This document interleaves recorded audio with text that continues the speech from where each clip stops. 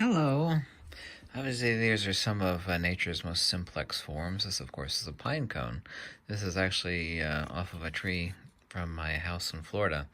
You can actually see the actual phyllotaxis of the growth of the seeds. Of course, these are seeds, which is all a pine cone is, a collection of seeds, but why are they actually arranged like this? And people actually love to say golden ratio, but they actually can't tell you what the golden ratio is. And it's okay not to know things, but when people say golden ratio, they actually say it with authority, like they actually know what they're talking about, but of course they don't.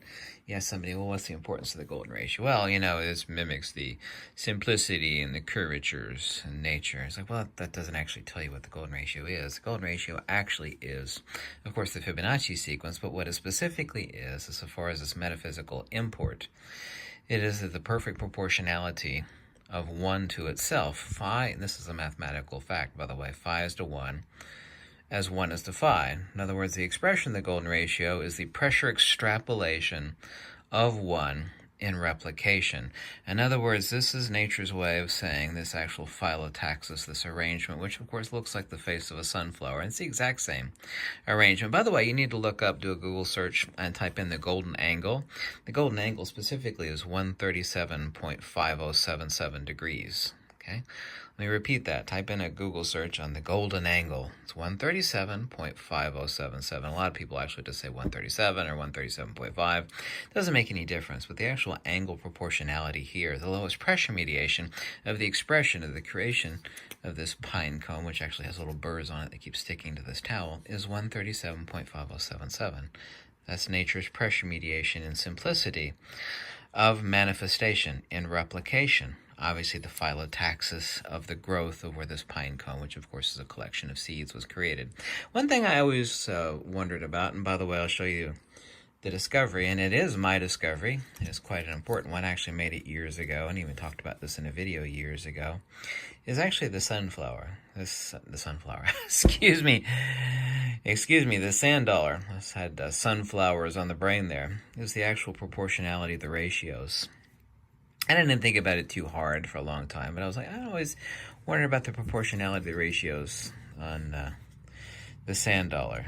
And of course, this is specifically is called an arrowhead sand dollar, because a lot of the actual sand dollars don't actually have these cutouts down here. But there's actually an angle here, and then there's other angles. But of course, a lot of people have actually, there's actually a crazy Christian myth about the sand dollar. Of course, I knew that was a total nonsense. I didn't give it any credence, but it's a cute little thing where, Christians like to talk about the actual face of the sand dollar and, its proportionality. But of course, I knew that was nonsense. But I actually figured it out quite a number of years ago. But, I didn't give it enough thought. And of course, we also have this hole here, and we actually have these notches corresponding to the fascia of the sand dollar, and I wondered about it, but I didn't think very deeply on it because in the totality of things, it's not incredibly important. But then I figured it out. Actually, didn't take me very long, but I actually applied my mind to it. And this is not an arrowhead sand dollar, but the proportionality is the same. The only difference is, of course, the cutouts. That's why they call this the arrowhead sand dollar. And here we actually have, and by the way, this would take a really long time to explain. Trust me, it would, but if you want me to, I will in the future. I'll go deeper down the rabbit hole. That the angle of 85 degrees is the proportionality of 1. The golden angle is, of course, the proportionality of phi. So here we have phi, and 1. And, of course, the totality of this makes up 360 degrees, obviously necessitatively as it must. So this is the phyllotaxis and replication. Yeah, let me repeat that. Phyllotaxis and replication of the manifestation of 1.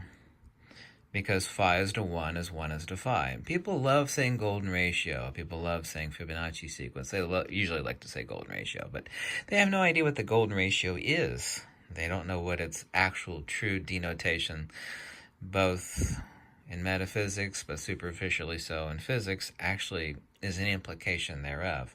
Anybody could parrot golden ratio and everything. You know what the golden ratio? Yeah, I know what the golden ratio is. It's like the beauty you see in nature, spirals and things. And that doesn't tell you. That's a description, not an explanation. Okay? Fools don't know. Intelligent people can give you a description. The wise, however, can give you an explanation. Yeah, fools don't know. Intelligent people give you a description, and the wise can give you an explanation. Wisdom, of course, is always the final resultant of both empirical knowledge and wisdom. Then you manifest wise things, you understanding what the nature of what the golden ratio is in implication. But anyway, I actually figured this out. We actually have the golden ratio here in proportionality 137.5077 degrees. If we actually turn it over here, we actually have the isosceles triangle, which is the 108, 36, 36 triangle of the Pythagoreans. Of course, it's upside down here, manifesting from the central hollow to the two upper left hollows. And of course, we have here, right here, the 137.5077, the 137.5077, and the 85 degree, which of course is the proportionality of 1. So this is phi, phi, 1, and of course this is up here, this baseline is phi, and this upper limb of the isosceles, which is upside down, but now it's right side up, we actually have the proportionality of 1, 1 to phi. By the way, this triangle right here, this one, is also the same one that's tattooed on my hand here, the 108, 36, 36. Of course, it's upside down. We'd actually look at it this way. We're actually talking about this triangle right here. That's the 108, 36, 36, which in triplicate actually makes up the Pythagorean pentagram. But anyway, the golden angle of phyllotaxis replication in nature we see on the sunflower, we see on the pine cone. This is the 137.5077 angle. By the way, this discovery on the phyllotaxis geometry of the sand dollar is my discovery. It's nobody else's. It's mine. I made it years ago. Yes. Sometimes it's actually important to say that you discovered it and you're not just repeating something somebody else discovered. Anyway, let's actually grab a little chalkboard here and take a look, hopefully without rubbing off the stuff on the other side. This is the exact same geometry, the 108, 36, 36 triangle of the Pythagoreans. Right up here at the apex is 1 over phi to the power of negative 3, which, by the way, is my discovery from Plato's Republic 509d to 511, which is tattooed right there on my wrist. 1 over phi to the power of negative 3, which is equal to phi cubed, or 4.23606, which, of course, down here, we actually have perfect incommensurability. Boy, it would take a long time to explain incommensurability, but if I do an uneven cut of the 108, which is what this is, the 108, 36, 36 degree angle. By the way, in triplicate, the specific triangle makes up the Pythagorean, of course I'm drawing it incorrectly, the Pythagorean pentagram. You know what the pentagram looks like, even though that's a little lopsided. But we actually take the incommensurable cut of the 108, 36, 36, which is a little bit off. It actually should have been like this. There we go. There we go. That's a lot closer. We also still end up with 108 here, 36, and 36. And this is the incommensurable cut of the Pythagorean isosceles, which, of course, down here replicates into a proportionality of phi to 1. So we actually have a base here of phi to 1. But the totality of the entire isosceles, if you take the entire isosceles, this is, by the way, the divine, not my opinion, not my feeling, this is literally the divine isosceles triangle of the Pythagoreans. We actually have a base, not a base, but a slope of 1 and 1, and the total proportionality at the base of phi. But we do the incommensurable cut. We end up with phi to 1, and over here we also end up with 1 and 1, and also proportionality of phi. This, of course, and it would take a long time to explain, incommensurability. This discovery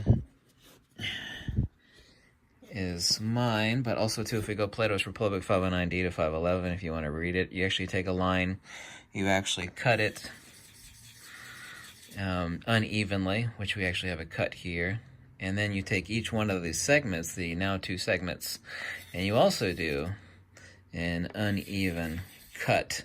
So we now have 4 sections, the totality of which, of course, is 1.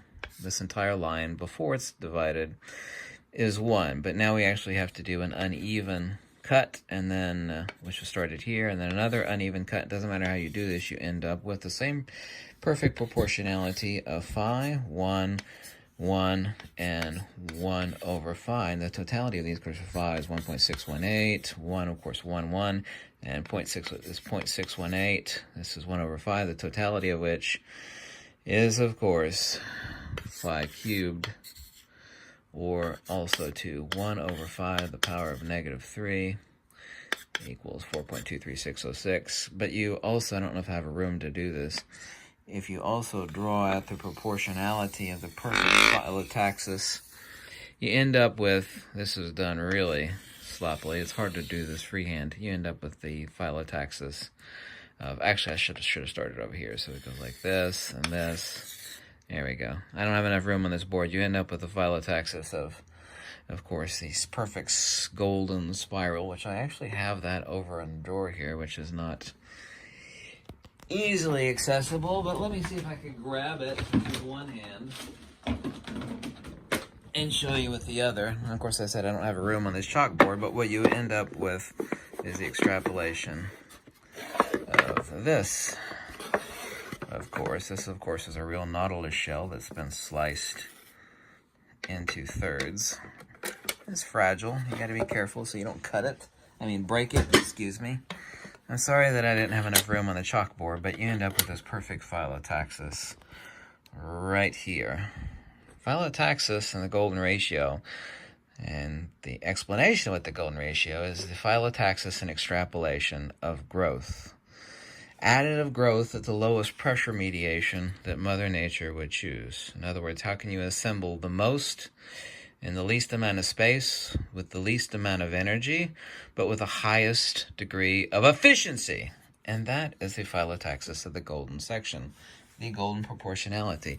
This discovery, which is mine, is no different than this. This is the phyllotaxis of growth in this direction. Of course, this is three-dimensional, and this is only a slice thereof. This is a real nautilus shell, by the way.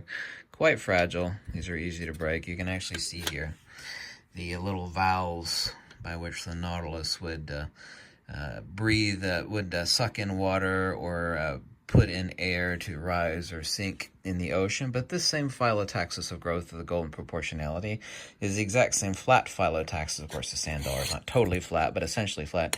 The same flat phyllotaxis of the golden angle of 137.5077. And this is my discovery. I wondered about this for years, but I didn't actually apply my brain to figuring it out because it's not really ultimately that important. It's not going to make me money or anything, but anyway, I thought I'd give you at least a slight crack of the door or peep through the keyhole of the explanation of what the golden ratio is. It's a proportionality of 1 to itself, because phi is to 1 as 1 is to phi, and this is a proportionality of growth at the lowest pressure mediation, the extrapolation of additive geometry of Mother Nature, which expends the least amount of energy. It's really that simple. And by the way, this geometry, let me do one last thing here.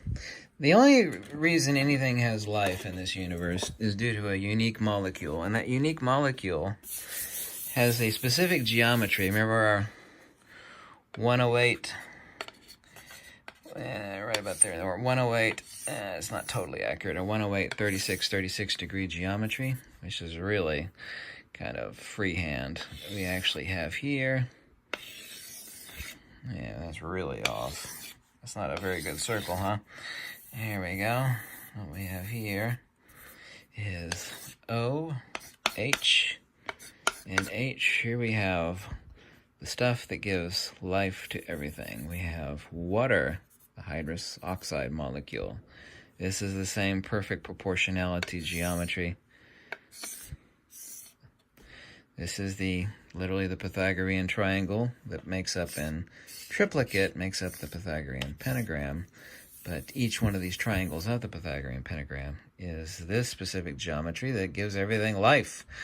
Without this specific geometry, which makes up the water molecule, we wouldn't have life at all. So, and yes, we could go further and further and further down the rabbit hole. Thank you so much for watching. I hope you like these videos. If you do, you can click the link below. Thank you, and peace out. Lux Veritas.